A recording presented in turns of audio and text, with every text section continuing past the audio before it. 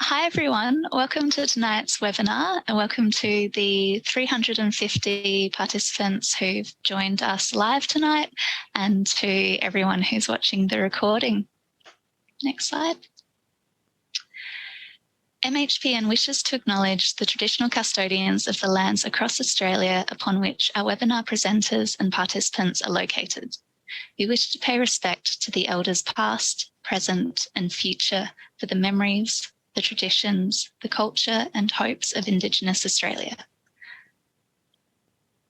And I'd just like to take this moment to invite you to share in the chat box the land on which you're tuning in this evening. I personally am coming to you from Kaurna country in Adelaide.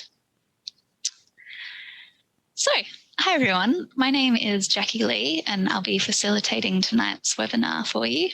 I've been with Emerging Minds for over 3 years now, working as a digital publisher and editor within the communications team.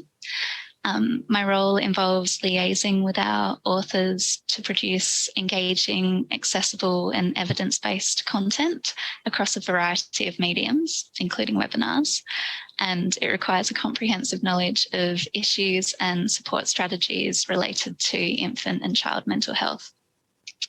I've also been part of the project development team for our suite of disability practice resources, which you may or may not have seen. So I'm particularly looking forward to diving further into this topic with you all tonight. A few words about tonight's webinar. It's the fifth in our series with the first webinar in our fifth series with MHPN, in the coming months, we'll be bringing you webinars on paediatric anxiety, working with children with higher weight, supporting children who have disclosed trauma, family violence and its impact on First Nations children, and bullying and child mental health.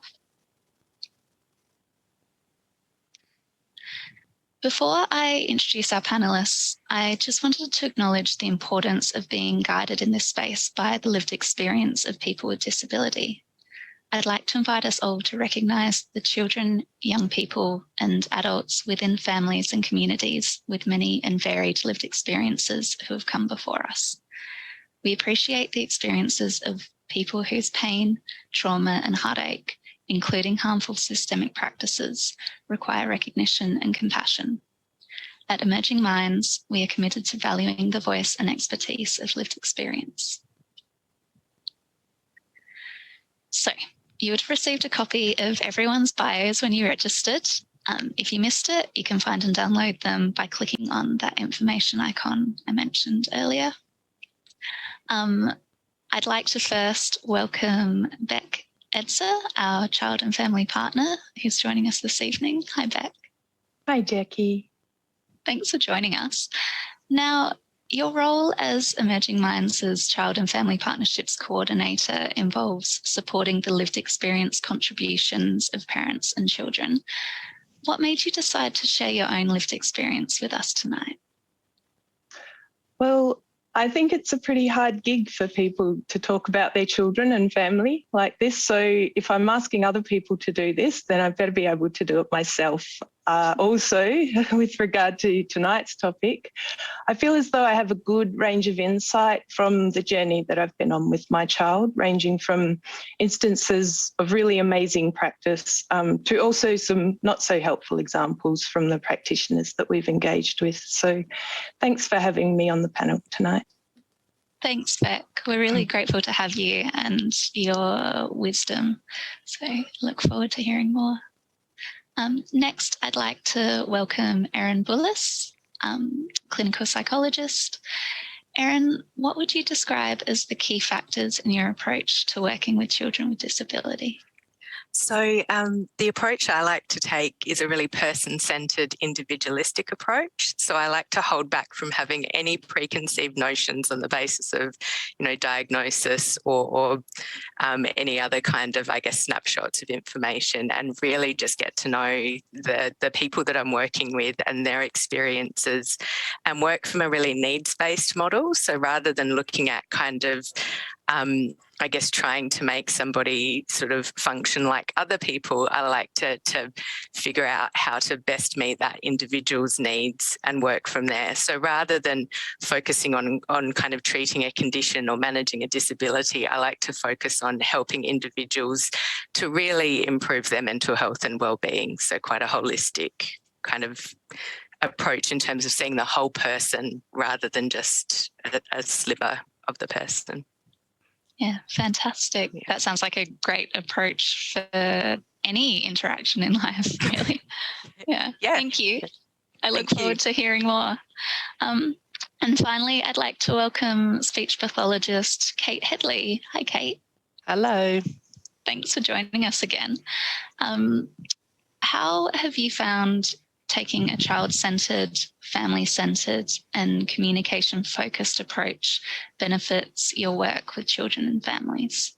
I think, obviously as a speech pathologist, communication is near and dear to my heart, but over the years, as I've developed my knowledge and understanding and skills with being more person-centered and family-centered, I think it's enriched my practice from my point of view and the value I get from my work, because I get to see and support families with things that are meaningful to them. And that brings with it, I think, such well-being as a practitioner and, acts as a real preventer to burnout, because it's really authentic practice that you get a lot of reward from. So of course, it's best practice with families and people with a disability, but I think there's so many peripheral benefits to it as a practitioner as well. Yeah, fantastic. I like that you mentioned burnout, because I know that's a really common issue within the helping professions, and particularly in this area as well. So I look forward to hearing more from you as well. Thanks, everyone. So tonight's webinar focuses on Steph, whose relationships with her family and friends have recently become more challenging. For our viewers, you can find a copy of the case study under the information icon in that lower right-hand corner of your screen if you haven't already seen it. But without further ado, I'd like to invite Beck to kick off tonight's presentations. Thanks, Jackie.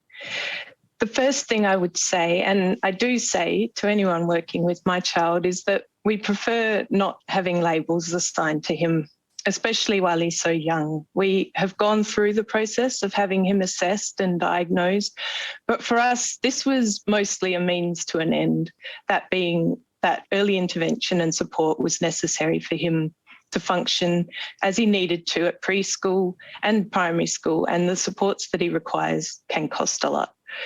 It has also been affirming for me as his parent, in that before I would most often be thinking that I had done something wrong when the behaviours we were seeing were not acceptable at childcare or out in public.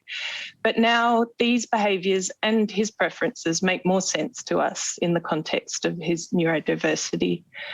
I really struggled as a parent going through the diagnosis process. It was so deficit focused. We had to recount all of the things our son was struggling with and how he wasn't fitting in.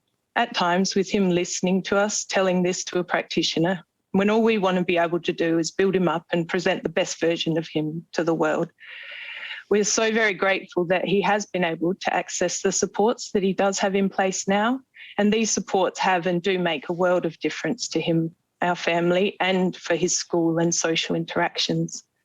Next slide, please. We know my son is very articulate, but can struggle to receive messages as expected and respond appropriately.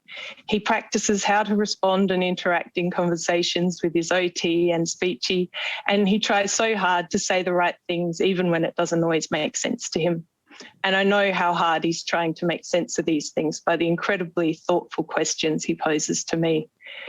We try to focus on his interests and his passions in working out which strategies will support his everyday interactions at home, socially, and at school. For my child, these are things like school and maths, like Steph, and other things like currently dragons or under the sea. And more generally, he's really good with puzzles, patterns, music, drawing, dancing, and construction. And he's 6, so obviously a different age to Steph and with different abilities and preferences also. For my son, it's hard to engage him in a conversation that he has no interest in or he doesn't see the point in. So the people in his life who engage with him well are those who connect with him around his passions. Make it about numbers, make it about under the sea, find a pattern in what you're communicating about and you'll be able to connect with my son. Next slide, please. What works well for our family is finding strategies that feel possible in our life. And what I mean by this is think about a family's circumstances, their dynamics, their collective capacity, and their extended capacity if they have this. For my family, I have a partner. We both work. We have 2 other children. My parents live next door to us. All these types of factors and many more play a part in our ability to support our son. Like Steph, my son has regular appointments where he misses bits of class at school. We try to keep these at regular times, more so that his routine isn't disrupted, but this can't always be helped. We're fortunate that his school has been very supportive of helping us to identify the areas where he does need extra supports and working out helpful ways that this can fit within existing structures. And he has in class and at school supports, but this doesn't just happen for children and families. I personally invest a lot of energy making sure I understand what's needed and ensuring that everyone who needs to know about something to do with my son knows what they need to know. So it's about maintaining good communication and the sharing of important information between those who are supporting my son and me, mum-splaining things to my son to help him feel entirely comfortable with all of the people who'll be interacting with him on any given day and how he'll need to move and transition through that particular day. And I do often feel like his caseworker, or as my partner says, his mum manager, and I just want to be his mum. So this is why I try to bring these people onto his team who do understand him and make use of his passions, preferences and talents, and who can do the work with him in this way to help share the load.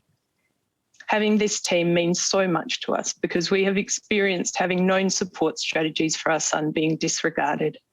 And I've experienced parent blaming for behaviours that my son was exhibiting. Next slide, please. I feel like my son's biggest advocate and necessarily his fierce protector, particularly while he's young, I suppose. I see more than anyone how his behaviours and traits can be misunderstood and responded to without consideration of what's actually being communicated by him. It's important for practitioners to be understanding when a child or their family aren't able to take on board or implement a particular strategy or support because it's just a bit too much at that time. And that doesn't mean it wouldn't be a really helpful thing at some point, but that sometimes they do just have too much on their plate and they need to prioritise the things that are manageable for their circumstances at that time. I think when families are at a point where they're seeking supports or more supports for a child, it is usually when they're feeling stretched already. To have a practitioner who understands this, who shows compassion, who takes the time to understand the complexity of a family's dynamics and circumstances, who makes sure that they know what a child's passions and preferences are and how they can integrate these into strategies for working with that child, then you will notice that the child will feel supported and will respond positively and engage well with that practitioner. Thank you. Thanks, Beck. That was fantastic. The point you made about just wanting to be your son's mum, not his caseworker or his manager, was so poignant. And yeah, it was wonderful to hear your perspective. Thank you. Thanks, Jacquie. Erin, I'd like to invite you to share your wisdom with us next. Thank you. I'd like to accept your invitation. So I guess, I won't go back into the description of my overall approach because that was covered in the introduction, except to say that it's really important when working with children that we don't put, I guess, all of the burden of the work on the child, and rather we look at things from a systemic perspective and work with the systems around the child. And it's really, really key when we're working with anyone that a conceptual understanding is what gives rise to the specific therapeutic approaches or strategies that we take. So we really, really need to understand the individual and their situation and the circles of support around them. So then we can decide, how to, I guess, how we can help really, and what their unmet needs might be and how we can better meet those needs. So the slides coming up are specifically around the case study regarding Steph that has been provided to you, because there is such an infinite number of directions I could have gone in that, because it's the conceptual understanding that gives rise, I've focused on trying to understand Steph's situation and talk about some of the things that came up for me when I read that. Next slide, please. So one of the things that really jumped out first at me when reading Steph's situation was about the importance of remembering developmental stage. So in the case study, Steph is around 11 years old, and there is a theme of kind of increased conflict with parents, focus on wanting to connect with peers, maybe some individuation away from the parents, which is all really healthy, natural development at around the developmental stage that I assume that Steph is at from the case study. And so it's really, really important that we keep that in mind and we refrain from pathologizing sort of developmental stages, and that we work with the developmental stage rather than against it. And when I say the developmental stage, I don't necessarily mean the developmental stage for the age, I mean the developmental stage for the child. And that's particularly important to keep in mind if we're working with neurodivergent children, that they may have a more idiosyncratic kind of developmental trajectory, and that is absolutely okay. We don't need to mess with that. We can trust in it and work with it. It's also important to remember that attachment theory is important at all ages and connection is key. And so from the case study with Steph, she was really, really focused on wanting to maintain that connection with her peers and also potentially to individuate away from her parents. And so frameworks like circle of security can be really good for understanding, I guess, the dynamics in the family in terms of, that sort of the bids for exploration away from the family, as well as the coming back in for nurturance. Next slide, please. Another thing that jumped out at me was around guiding identity formation. So there seemed to be just a bit of a theme of identity stuff happening for Steph. And again, if I was working with her, I'd be asking these questions and getting more information, but these are just little flags that popped up for me. And so something that is really, really important is to help people accept disability as a part of their identity, but not as their whole identity. And often for people, disability might be woven through our identity. So for example, I'm late identified as autistic, and so the way I process information is inherently autistic. So everything about the way I interact with the world and myself and others is autistic, but the word autism doesn't define or doesn't explain who I am. I'm, the rich complexness of humanity beyond that.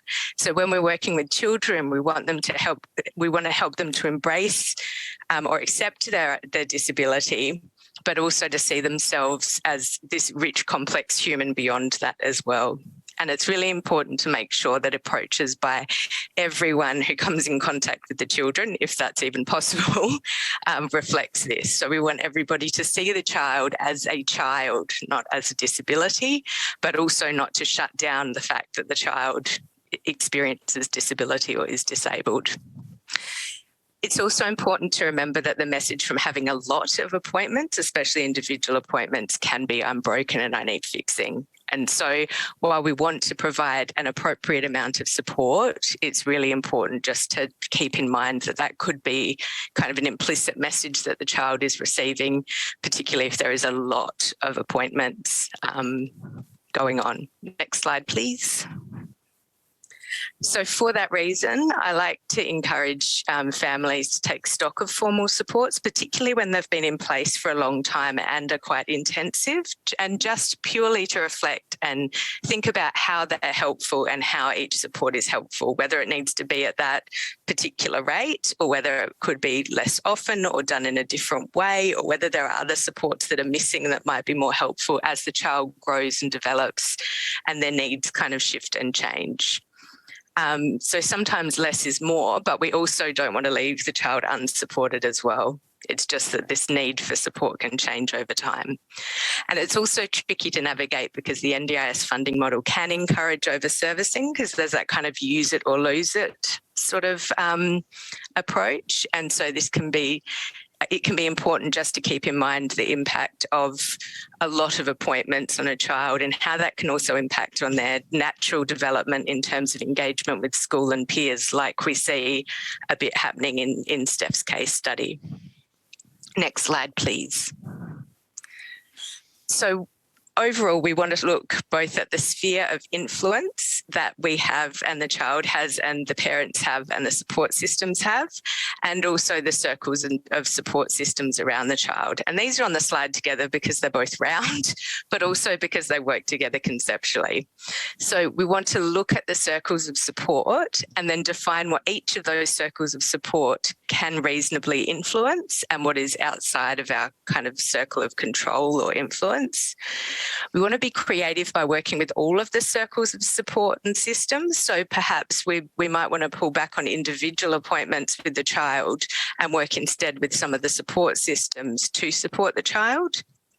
And sometimes it can be helpful to switch to systemic supports, for example, helping develop a school-based program on accepting diversity, which may have helped Steph in terms of the way her friends were reacting to her without singling her out, or again, without putting that kind of burden of work on her.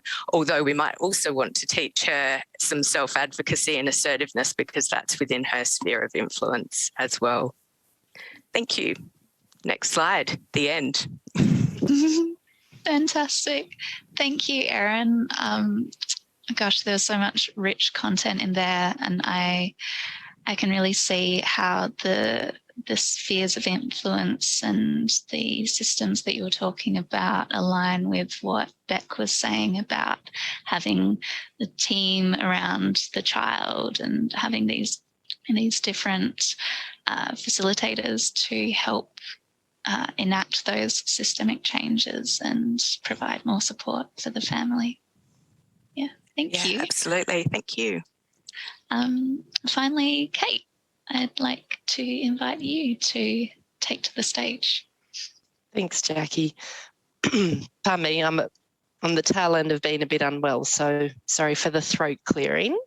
So I think research has been telling us for decades now that we can better engage with children and their families and support them to achieve what they want in their lives when we set a dynamic of collaboration and position the child and the family as the experts of their own circumstances.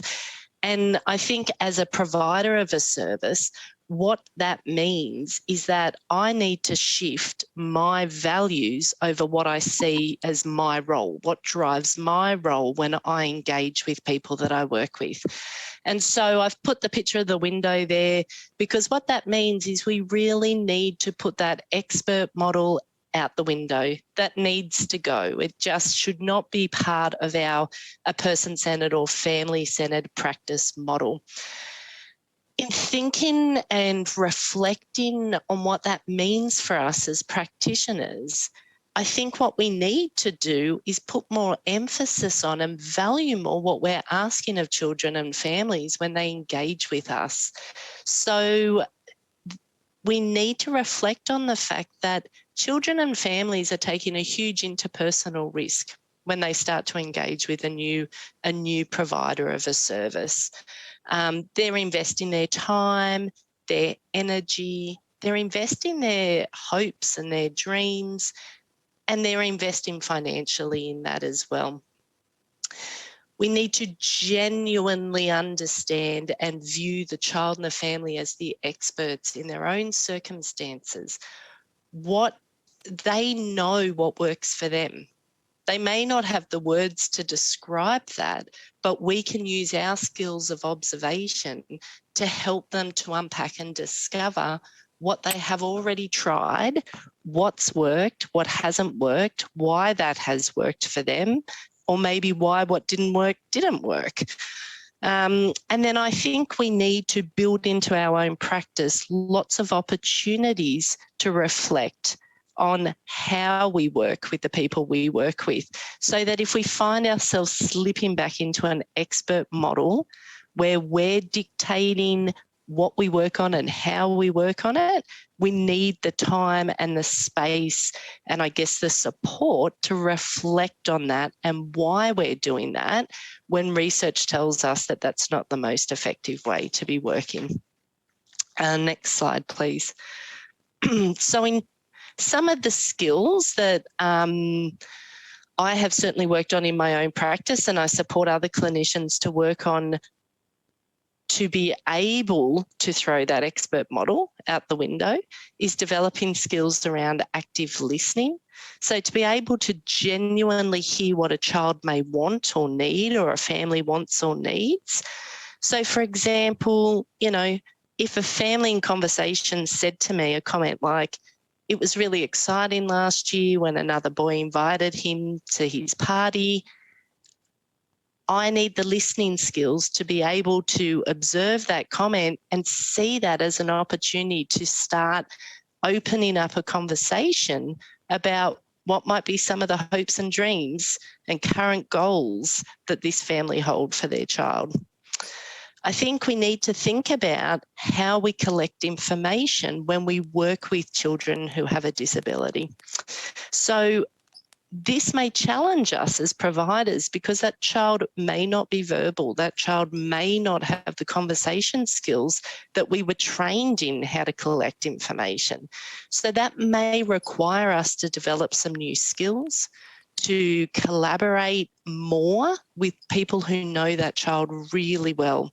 So invest in the time with the people who know that child really well to say, how am I going to know if this child likes this thing, doesn't like this thing, is finding this task difficult? We may actually have to learn some new skills ourselves with use of visual communication tools or some alternate communication systems, or we may need to partner with a skilled communication partner of that child and use them in that, intermediary type way to help us collect the information so that we can truly understand this child's experience. I think it's incredibly, incredibly important as providers that we don't make assumptions that we have a shared understanding with a child and with the family. And by that, I mean that we actually state the unstated as a way of our everyday practice. So if I was working with Steph, if for some reason Steph was referred for speech pathology, I want to know from the get-go, does Steph even know what a speech pathologist is? Does Steph understand why she's talking with me? What were her parents, what's their understanding and experience of speech pathology? What's that based on? Have they tried it before? What was that experience like? I don't want to make any assumptions that we're entering this interaction with a shared language and understanding. Next slide, please. So it's incredibly important that we are using, well, I guess first and foremost, that when we work with a child who has a disability, that exactly like Erin was saying, that we are viewing that child in their whole richness, that we are not splintering our understanding of that child specific to our particular profession. So as a speech pathologist, I want to know more about a child than just their communication skills. I just want to know the child, full stop. And part of that as Beck was saying, is about knowing the child's family and environment and context and then social networks and all their activities. So we are certainly guided in research by the ICF, but in terms of working with children, I think a really wonderful resource is the F words, if people aren't familiar with that. And this has been the work to look at how we could turn some of those ICF domains into a more child-friendly conversation. So in the resource list, you'll get the reference for the original work of this done by Rosenbaum and Gorter, but also through CanChild is the F Words Knowledge Hub. And I look at those words and fitness referring to physical and mental well-being, function being about how we can participate in an activity regardless of how we actually do that, activities being function, the activities we want to be able to do, participation, being friends and our relationships, environmental factors including our family, and personal factors captured by fun, and then future. So as I'm growing up every day, please find ways for me to participate. If we were looking at those F words with Steph, imagine the richness of conversation we would be able to have with her and how that would drive incredibly our understanding of knowledge of what her deep held goals are in any given moment, and that then leads to how we can support her to achieve those. I've popped on there too, there's some other formally published tools that capture this kind of information more specifically for different disciplines, but then also thinking generic strategies for children with communication difficulties, things like visual rating scales, visually mapping, tools like talking mats that enable a child who may not have verbal communication skills to still be able to participate in goal setting and prioritisation.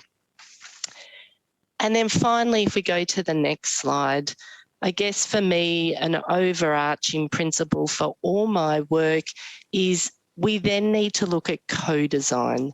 So if we get to really understand the young person and the family and what the current goals are, co-design becomes the mechanism through which we work together to decide, well, what are we going to try in working towards achieving those goals?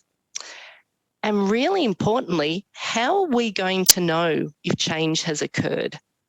And so by designing that with the child and with their family and with the partners around them who are going to need to put strategies into place and supports into place, we're really building engagement and commitment to that intervention because it's a joint decision-making process.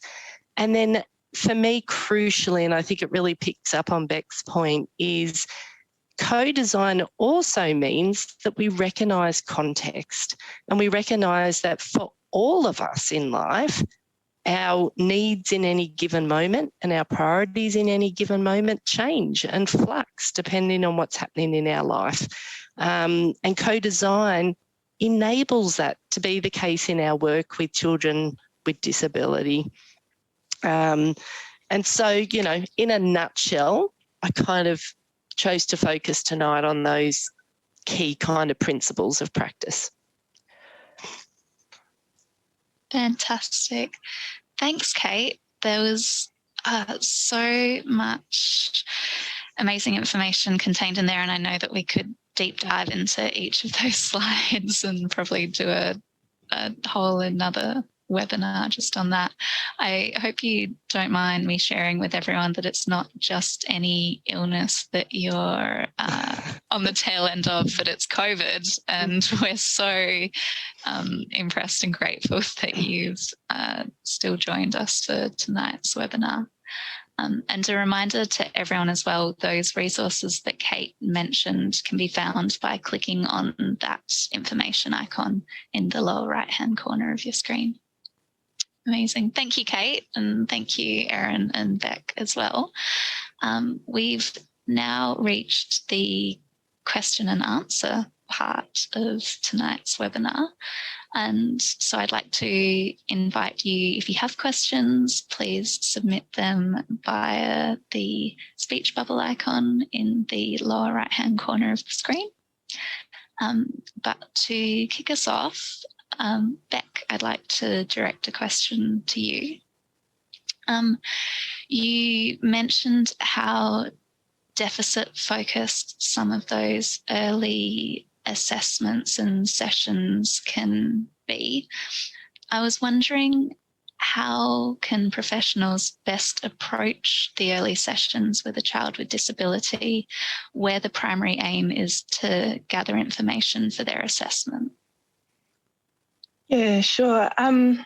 Well, I guess to be able to gain valuable information about a child, it's important to build trust. And like I said, if you can tap into their interests, their passions, that's a good start.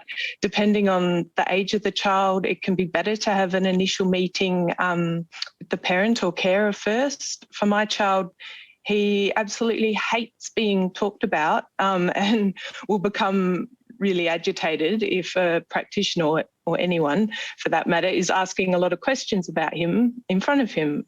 So I think it really meant a lot to us when practitioners, before engaging with our child, said, "Can we have a bit of a chat first? We'd like to hear from you. You know him best." That was really helpful. I think another thing can be that if you can meet them in their environment or somewhere they feel comfortable, like home or their home or school. I think sometimes being away from the clinical environment can really benefit the whole process. Once again, my son, when he's uncomfortable, and this will often be in a clinical environment, he'll try to escape, or he'll be too focused on wanting the appointment to finish to be able to respond to the practitioner. He'll likely start talking loudly, making noises, so a conversation is very difficult, or say something like, I can't hear you. So when appointments are in our home or at his school, he experiences them in a completely different way, and it's obvious that he feels as though he has more agency in what's taking place, and he'll volunteer information and show things that he's proud of to the practitioner, and he'll take on board what they're wanting to work with him about. So, yeah, fantastic. Thank you. Kerry has sent through a follow-up question. She says, "Beck, thanks for sharing tonight. You are a wonderful mother. What makes your son most comfortable at the start of any therapy sessions?" So, I mean, you mentioned that sort of being in a non-clinical setting can help, but are there any other things that can help set him at ease? Yeah, sure. Like I said, it's probably just tapping into his passions. He absolutely loves board games. So go to the board games, start with just doing something fun and getting to know him, and then he'll begin to respond to what you're wanting to talk to him about, which is something that he initially mightn't be interested in talking about. Yeah, sure. And Jackie, can I just say, I think Beck touched on such a great point there when she was talking about how her son feels when he hears people talking about him, because I think that's a really good example where sometimes we can make assumptions. So if you're a really child-centred clinician, you might be driven about, really wanting to have transparency and trust with the child. And so you may think, well, I don't want to have conversations away from this child. I want to create transparency. And yet I think what's really important is we learn about this child from the person who knows them really well. So being able to say, hey, mum, we're going to need to chat through X, Y, Z. What's the best way for us to do that? What's going to work best for you and your child would straight away help us to learn more about the child, the family, and deliver a service that's going to be best fit, really. Definitely. Thanks, Kate. I did have another follow-up question that I wanted to throw to either you or Erin as well, which was whether there's anything in particular that professionals should keep in mind when they're working outside of their clinical environment, like in a home or a classroom or something like that. I jump in there and just say that one of the things that I think is really important is just to really, I guess, respect and honour the environment that we're going into. So rather than trying to recreate our own clinical environment within, the home or the school, to really do our best to work with the environment that we're going into and to gather all the information that we can from not in a creepy way, but just, the I guess the honour of being able to see someone in their natural environment and the richness of information that can give us as a clinician as to just their human experience, I think is not to be underestimated. Mm. Yeah, I guess my mind too goes to as well, Jackie. Ideally, and I'm a working clinician. I know that life doesn't always go how ideally we'd like it to, but ideally we want to be working with children in the environments within which they need to do the activity that is their goal. And so to me, when we talk about clinical environment, that is any environment where the child needs to actually be able to do the thing they want to do. So I think we need to maybe, reframe that wording a bit in our mind if we really want to work within that social model of disability. And if the other thing I think too is if for some reason an environment isn't conducive, where we're working with a child doesn't feel conducive to us making progress towards the goal, then that just needs to be a really open, transparent discussion with the child, with the family, with the partners in that environment, because potentially there's just something, a barrier or a context we're not aware of, and we can all then make that informed decision-making together around that. And I'm just going to jump in again, if that's okay. But Please I think also if that environment isn't conducive to us working, with the child and their family, then perhaps exploring those barriers, because I would be thinking that if there's some barrier there to us being able to interact with the child in a meaningful way, or the child to be able to interact with us in a meaningful way, then that might be occurring in other contexts as well within that environment. So just maybe exploring what's happening within that environment that is creating that barrier, and whether that's something that could be, worked on in some way.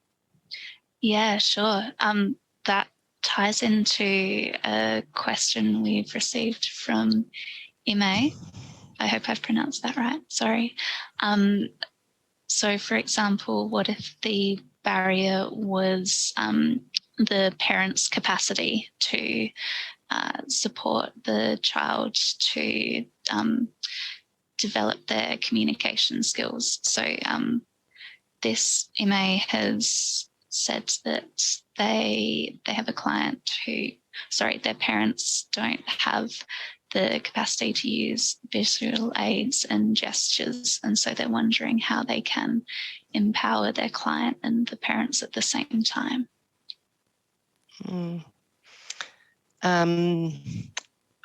My mind goes to maybe taking a step back and going right back to that collaborative goal setting. Sometimes I think as clinicians, and I mentioned this idea of kind of making the implicit explicit, sometimes, and I'm not suggesting that Ime has done this, but I know even in my own clinical practice, sometimes my mind wants to jump to interventions and therapy. And sometimes when there's a barrier, taking that step back and meeting back with the family And doing that joint goal setting can actually help open up a discussion that isn't about capacity, that is actually about what are the activities that are hard at the moment that you want to feel a bit easier. Here are all the kinds of ideas you've got, what you've tried. Here's some ideas I've got. Here's the pros and cons. How as a team can we make an informed judgment over which thing you want to try as the next step? And sometimes that just helps move the dynamic forward a bit. Sure. Thank you, Kate. Erin, you mentioned in your presentation that there can be a danger of over-servicing when it comes to NDIS funding. I was wondering, how can professionals help families to make use of their NDIS funding without falling into that trap of over-servicing the child? Yeah. And I think one of the things to hold in mind is that unlike the Medicare system, which for psychology anyway requires that, the client is present at all sessions, under NDIS funding, we could be a bit more creative and have a bit more latitude with that. So often I will consider kind of taking a step back to the circles around the child rather than working directly with the child, or reducing how often I'm seeing the child one-on-one or with the family, and instead providing supports to that child. And so it's important that the supports still have the aim of supporting the child. So we're not just kind of going rogue and providing random supports with the child's NDIS funding, but that we're supporting the people around the child so that they can then support the child. And that kind of, I guess, lessens that risk of sort of over-servicing the child in terms of direct services, and it also potentially frees up the child to, be a child and play and go to school and not have quite so many appointments in their week. And again, if that is appropriate for the child's needs and the child's stage of development. Fantastic. Yeah.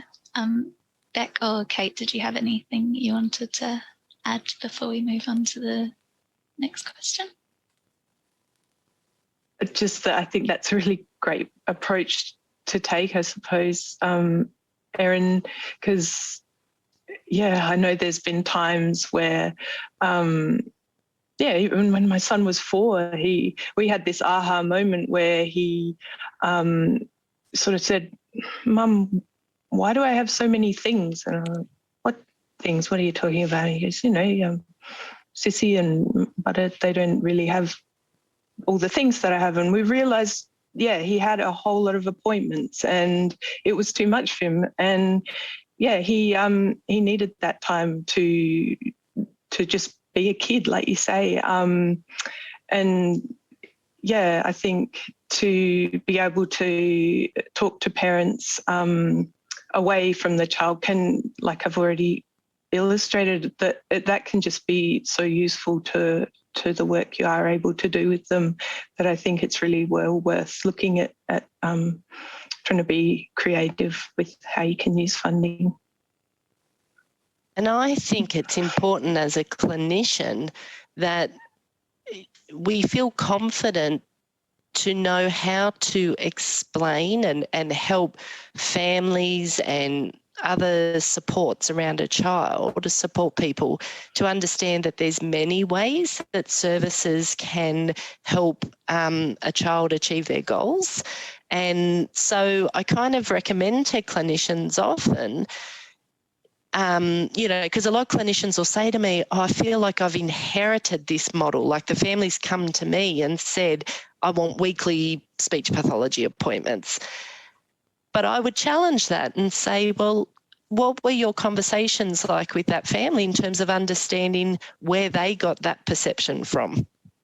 Because actually, perhaps that's what's just been, they've been told that's what they need.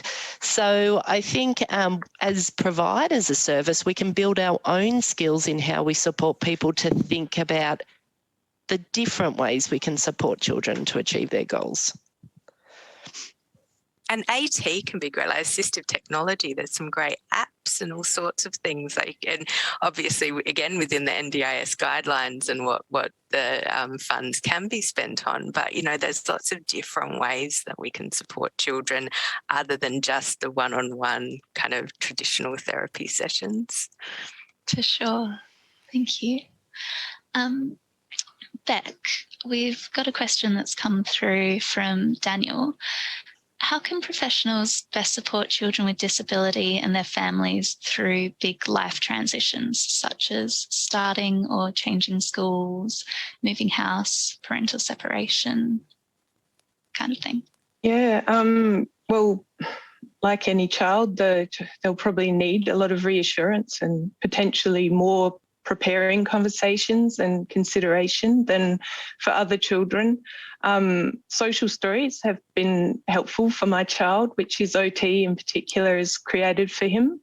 And also having practice runs for things like changing class and teacher at the start of a new school year. I try to start talking about any big transitions or changes in the lead up to something taking place, talking about it in a positive or reassuring way where possible, and giving a helpful amount of detail, and choosing times to have these conversations when he's able to listen and take on the information too is important. So I think, sometimes showing photos, aligning an experience with his passions, using tools that might help him regulate, like he has a chewy necklace, or having a transition object has sometimes helped. It can just be small things that can make a world of difference to his experience. So shifting it from something super overwhelming to something that feels more manageable, and just tuning in to how he's experiencing the transition. And then sometimes he completely surprises us too, in how well he can manage a situation which we think will be really tricky. So I guess an example of this would be this morning here in South Australia. School started back for term 3, and getting to school and class was a really difficult transition for my son. But I remember when we moved house a couple of years ago, he coped really well. So sometimes you never know, and you can feel as prepared as ever for a transition or situation, and it all goes out the window. So even the best plans and intentions can turn into needing to just go into sort of damage control. That's such a great point, that it's not necessarily big transitions or even new experiences that might be challenging. And it's a nice throwback, I think, to the importance of working holistically and thinking about the whole child and the context that your son is in that particular day or moment in time. Thank you. Erin, we've got a question here from Jess. What is the best balance between being realistic and optimistic about the challenges a child with disability is likely to face? Do you think being realistic about these challenging experiences will help to bolster a sense of determination to overcome life's challenges? And I think it's a really good question and a really hard question to answer, because it is such a tricky balance to kind of hold both the realism and the optimism at the same time.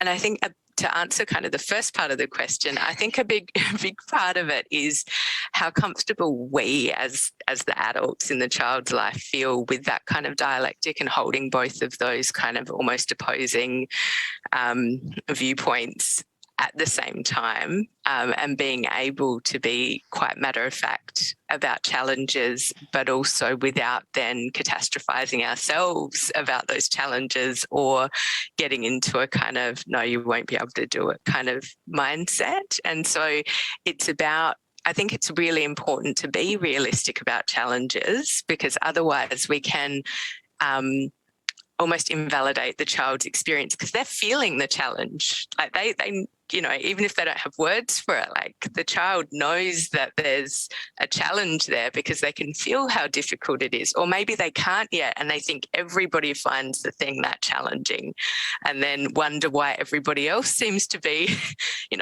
coping so well and I'm struggling and there must be something wrong with me. So the child is having these experiences. So for us to put words to it and acknowledge it is important, but also to be to hold kind of an optimistic framework. And I think in terms of the second part of the question, something that's really important to keep in mind is that we do live in a society that has a lot of internalized ableism, and where striving is seen as a badge of honor. So it's almost like our lives are these, you strive for this, then you strive for that, and you strive for this, and you strive for that, when actually one of the most, I think in some ways, hardest things or bravest things to do is to disengage from the striving and say, you know what, I'm resting because I need rest, and that's okay, and to meet our needs and to have, to move towards well-being, but without that necessarily meaning that we need to, be striving for achievements. We can have enough without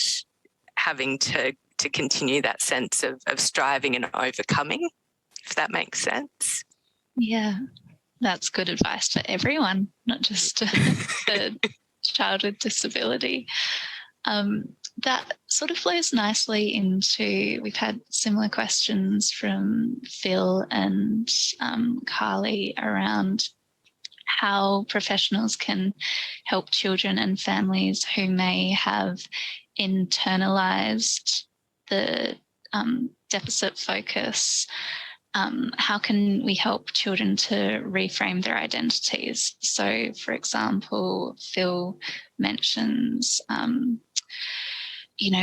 a child is very aware of their difference from their peers and just wants to be like everyone else, as children and young people often do, what can professionals do to help them to reframe that view? I'm throwing it open to the group. Well, Erin, I'm not sure if you'd like to start, because I feel like it touches on your point that you were saying in your slides around identity acceptance. And then, knowing me, I might have something to add. Yeah, and I'm happy to jump in. And I think firstly, I think not dismissing that, like validating the feelings that come with that, particularly if it's a new kind of, or a developmental stage where suddenly there's this awareness of difference. Like that is incredibly uncomfortable, particularly in a society where there is a focus on fitting in. But also, I guess, working on the idea that there is actually a lot of diversity among people generally. And so we can't see all the diversity amongst people, but that everyone is different, and kind of, I guess, working on that idea that, no two people are the same. And yes, some people are more different in some ways than other people are. Some people are so kind of just, I guess, working on that concept of difference as just a part of the beautiful diversity of humanity, and kind of even taking a biodiversity kind of approach to it. Imagine if all the flowers were the same, like how boring would the world be? And just kind of opening up that idea of difference as, just as a beautiful reality of the world, rather than as something that's a bad thing. And I was thinking about how, when we think about the ICF, if we choose as a provider of services to work with children and their families on participation-based goals, on activities that child wants to be able to do and needs to be able to do, then through that, we are supporting that child's sense of belonging. If the focus isn't on how you do something, but just that you do it, then we support that child's sense of achievement and all the wonderful things that come from being an equal participant in a task. So our social networks develop, our sense of accomplishment, all those wonderful things. So I think for me, that's part of it. And then I think when you choose to be a provider of service to people with a disability and then more broadly our communities, I think ethically we have a responsibility to model inclusive practice, to educate around inclusive practice, to celebrate diversity. And I think they're those systemic type things that Erin was referring to in her talk that we can be doing in our day-to-day practice to improve bigger outcomes for people as well. I think also I've just had another thought, but also working with the family on their reactions to difference as well, because sometimes there can be some discomfort or fear around the idea of someone in the family being perceived as different. And so sometimes it's not so much about working with the child on that, but working with the people around the child who are like the mirrors who reflect to the child, at, I guess, sort of aspects of kind of who they are in a way. For sure. Yeah. I can imagine that would be particularly relevant when working with families who perhaps aren't from Western cultural backgrounds and who may have different views of disability, again, to what we're sort of used to in our dominant Australian culture. Sure. And also on that, Jackie, what we can learn from other cultures. Mm-hmm. So some of my best growth as a clinician has come from working with people of different cultural backgrounds where actually their culture is so much more inclusive than Western culture. And the way that people naturally modify tasks to enable the child to participate equally, and it's not even thought of as a support or a therapy, it's just what you do. So I think we have a lot to learn from everyone that we work with. For sure. That ties in so nicely, I think, to the point you made, Kate, about setting aside our expert position and really, letting the child and the family be the experts. We have a quick question for Erin around spheres of influence. I've lost my thing, from Alinda. Alinda was wondering if you have any resources you can recommend to learn more about that concept. Yep. So no specific resources off the top of my head, but I mean, Google will probably bring up some. It's not quite in the words of spheres of influence, but the therapeutic approach, acceptance and commitment therapy, talks a lot about what is and is not within our control, which is the same idea as a sphere of influence. So if you can have a look at resources, and there's lots of resources, like ACT resources for families and children as well as for adults. So there's some really good information there about that acceptance of that which is outside of our control, but then also working within our sphere of influence or within what is within our control in a really values-based kind of way. Fantastic. Thank you. Kate, you mentioned the importance of self-reflection when it comes to setting aside the role of expert. Do you have any tips around self-reflection for people working in this space?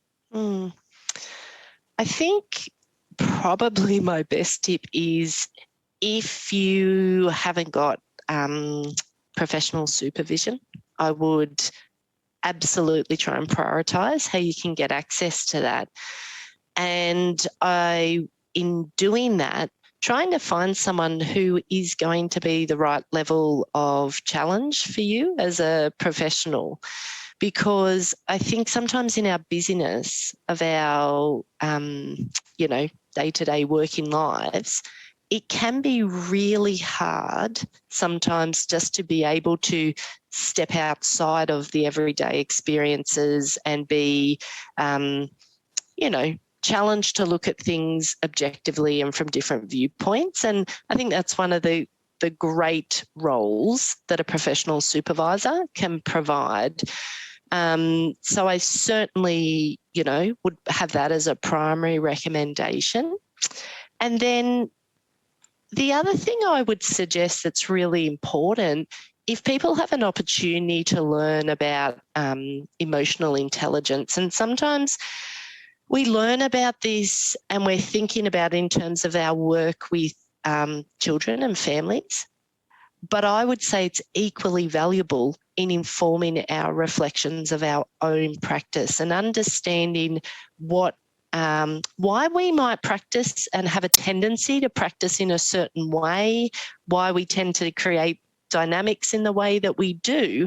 And if we really want to challenge that and look at different ways, we've got to understand what need a particular type of clinical dynamic is meeting for ourselves so that we can better understand, well, then how would I move from that particular dynamic to a different one? If I was working in a more expert model and I wanted to move to more of a coaching model, how might that make me feel?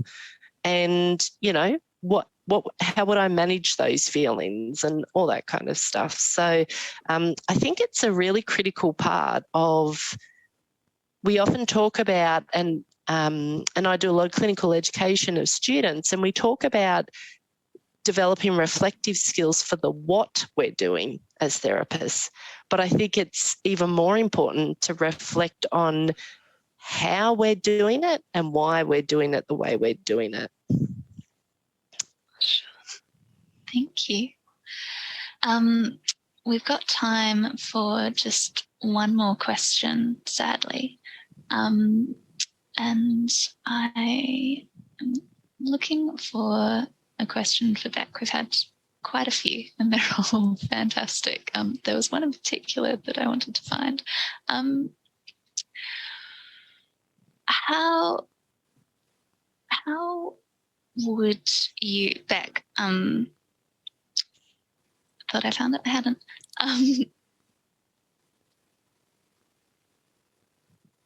This is from Anna. Sorry, here we go.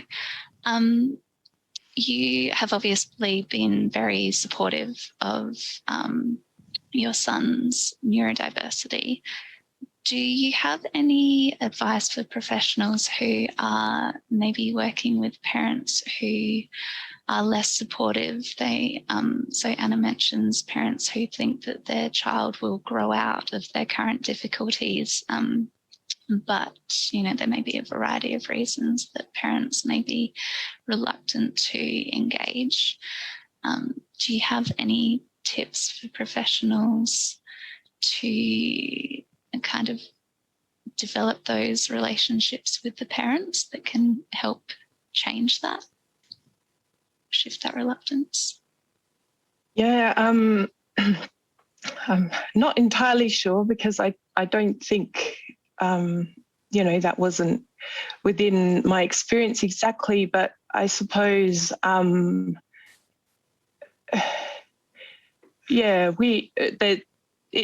guess when you start to go on this journey and of finding out a bit more about your child and what they might be experiencing, you want the best for them. So, when you start hearing that there might be, something that a lot of people think is wrong, but it's not. I guess what I've learned on our journey is it is different. And I think it goes to what Erin was speaking about, that diversity and, how we can embrace what is amazing about being neurodivergent. And I guess to hear stories from other families about their experience was really helpful. Maybe just sharing examples of, there's plenty of videos on the internet about people who've gone through similar journeys. I think sometimes it's good to hear what other families are going through as well, and people will accept things in their own time. I think there's still people in my son's life who are sort of at a different place to where I'm at with understanding where he's at, and it's just sort of supporting them in that and helping build their awareness and giving them resources to sort of learn about what is really amazing about what their child's experiencing. I'm not sure if I've answered it. No, I think that was a perfect answer. I think it also harks back to what you were saying about recognising sort of the parents and the family's capacity, you know, just because they aren't sort of taking on board everything right in that moment, it doesn't mean that they're not willing to. Perhaps they just don't have the capacity sort of at that point in time. But I guess it sounds like as professionals, if we can remain optimistic and encouraging and patient, then that's the best approach. Thank you. I know I put you on the spot then, and I really appreciate doing it. Thank you, everyone. That is sadly bringing us to the end of tonight's webinar. If I can get the next slide, please. Thank you. We'd love it if you could take the time to complete our feedback survey before you log out. You can do so by clicking the yellow speech bubble icon in the lower right hand corner of your screen. Sorry, select the pie chart icon next to the speech bubble, or you can just wait for a message to pop up on your screen after the webcast ends. You'll receive a statement of attendance in about 4 weeks to prove that you came along tonight, and you'll also be sent a link to the recording when it's available. Next slide, thank you. Again, the supporting resources that everyone mentioned this evening and more can be found by clicking on the information icon in the lower right-hand corner of your screen. You can find out more about Emerging Minds by going to www.emergingminds.com.au. We'd love to see you again for our final 2 webinars for 2022, Paediatric Anxiety and Working with Children with Higher Weight. And then we'll be back next year with webinars on working with children who are experiencing bullying and supporting their mental health, supporting children who've disclosed trauma, and family violence and the impacts on First Nations children. Ignore what the slide says. Not sure that's correct. Next slide. Cool. This webinar was co-produced by MHPN and Emerging Minds for the Emerging Minds National Workforce Centre for Child Mental Health project. The NWC is funded by the Australian Government Department of Health under the National Support for Child and Youth Mental Health Program. If you'd like to continue collaborating with local practitioners, MHPN's networking program supports practitioners to meet and network with others from their local community. There are more than 350 across the country. You can find them by visiting www.mhpn.org.au. If you're interested in starting one, you can contact networks@mhpn.org.au or provide your details at the relevant question in the survey that will pop up when the webinar closes. And finally, I'd like to acknowledge the consumers and carers who have lived with mental illness in the past and those who continue to live with mental illness in the present. And also on the topic of tonight's webinar, the children and families whose lived experience of disability continues to inform our work today. Thank you everyone for joining us. Thank you again to our wonderful panelists. We hope you've enjoyed tonight's webinar and we look forward to seeing you again.